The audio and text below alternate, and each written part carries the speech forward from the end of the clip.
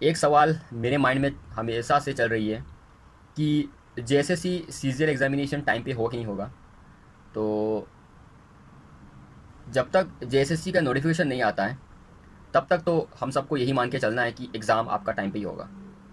मैं अपना अगर मैं शेयर करूँ आप सबसे, तो 14 एंड 15 मेरा लास्ट अल्टीमेटम है। मतलब 14 एंड 15 को एग्ज़ाम अगर होता है तो ठीक, नहीं होता है तो कोई दिक्कत नहीं है। लेकिन मैं अभी मान के चल रहा हूँ कि 14 एंड 15 को मेरा एग्ज़ाम है, यानी मेरा पूरा जो शेड्यूल है वो 14 एंड 15 अक्टूबर तक का मैंने शेड्यूल बना लिया है कि ऐसे ऐसे एग्ज़ाम होगा नहीं होगा, उस तरह से पूरा पढ़ना है, मतलब 14-15 को तक का। उसके बाद क्या होगा कि 14-15 के बाद में जैसे सीजीएल का एग्ज़ाम होता है तो ठीक, अगर नहीं होता है तो कोई दिक्कत नहीं है। 11 जेपीएससी जो आने वाली है उसमें और बढ़िया से लग जाना है, उसको स्टडी करना है। तो जब ऐसे हम लोग करके चलते हैं, अपना एक टाइमलाइन और एक फ्रेम बना के चलते हैं, तो हम लोगों को पता रहता है कि आने वाले 6 महीने में आप क्या क्या पढ़ने वाले हैं और क्या क्या करने वाले हैं। तो इस तरह से लाइफ थोड़ा सा स्ट्रक्चर वे में रहता है। जब मोटिवेशन की कमी होती है, तो जब हम लोग अपने शेड्यूल को देखते हैं कि नहीं हम लोग तो इतना इतना इतना हम लोगों को भी स्टडी करना है, तो कहीं ना कहीं इंटरनल मोटिवेशन हम लोग हो जाते हैं। तो ये चीज़ बहुत ज़रूरी है। और सबसे ज़्यादा इंपॉर्टेंट चीज़ अभी है जो मैं देख रहा हूँ कि मैं ज़्यादातर न्यू टॉपिक को नहीं उठा रहा हूँ अभी। जो मैंने ऑलरेडी स्टडी कर ली है वो सारे टॉपिक्स को रिवीजन भी कर रहा हूँ, रिवाइज़ कर रहा हूँ। और रिवाइज़ करने का सिंपल है कि मैं जैसे कि मैं आपको बता रहा हूँ कि ये फुल स्केप है। तो ऐसे ही फुल स्केप में मैंने नोट्स, अपना short shorts notes, point wise notes मैंने बना के रखी है। और जो टॉपिक है उस टॉपिक को एक बार देख लिया और फिर अपने आप से याद करने लगा कि हाँ इस पर्टिकुलर पेज में मैंने क्या क्या लिखा था। जैसे कि 5 ईयर प्लान्स के बारे में, तो वो सब प्लान में मैंने जो अपना जब नोट्स पे बनाया, मैंने क्या क्या लिखा है, क्या क्या इंपॉर्टेंट पॉइंट्स मैंने नोटिस करी है, उसमें क्या क्या लिखी है, तो वो सब मैं रिकॉल करने की कोशिश करता हूँ।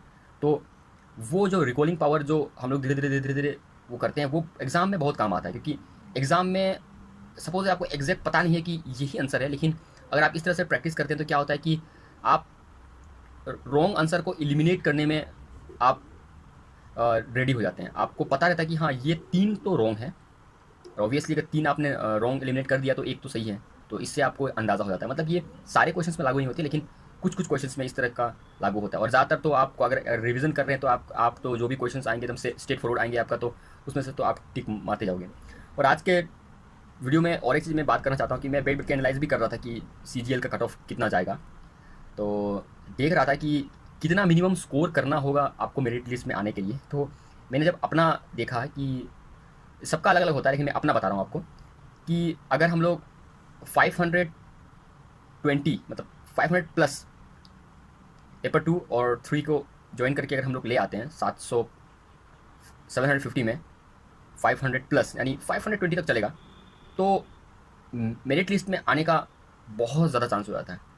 ये इसलिए मैं बोल रहा हूँ क्योंकि नेगेटिव मार्किंग भी है। अगर नेगेटिव मार्किंग नहीं होता तो ये स्कोर और ऊपर जाता। नेगेटिव मार्किंग है तो नेगेटिव मार्किंग अच्छा अच्छा इसलिए है कि वो स्कोर को लो करेगा। जितना भी कट ऑफ जो हाई जाता है वो उसको एकदम लो कर देगा वो।